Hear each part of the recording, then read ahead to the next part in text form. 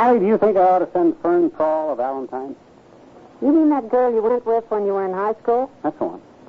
Heavenly days, don't tell me you're still interested in her. Oh, Molly, don't be ridiculous. Of course I'm not. I hardly even remember what she looks like, except that she had blue eyes and blonde hair and was 5 feet 2 and weighed 108 pounds. And that's all you remember? That's about the size of it. Did you get that, Molly? It has a double meaning. We were talking about Fern's size. It ain't funny, McGee. I thought it was pretty good for just stumbling onto it like that. There's one thing I'd like to know, though.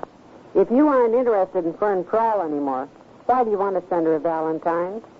I didn't say I wanted to. I just asked whether you thought I ought to. Besides, you still get one every year from Leroy Bodenheimer. That's different. Well, I'd like to know what's so gosh darn different about it. Besides, sending a Valentine to Fern wouldn't be like sending it to a girl.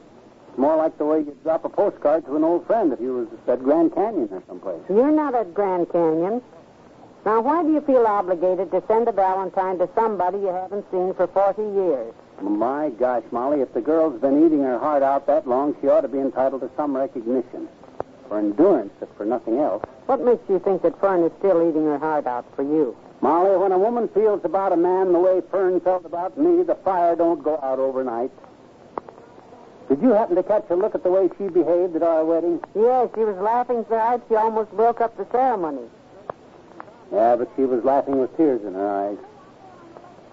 Molly, you know, I've never had a moment's regret about tossing Fern over for you, but dadgummit, I get a guilty conscience once in a while. Oh, dear. Well, it's all my fault that Fern's living a life of spinsterhood. How do you know she is if you haven't heard from her for 40 years? Let's face it, Molly. How could a girl possibly go out with me and then be satisfied with somebody else? Huh? I know Fern. She wouldn't throw her life away just for the sake of getting married. Okay, send her a Valentine if you want to, McGee. I don't care. Well, now, don't get the idea I'd send one of those mushy kind.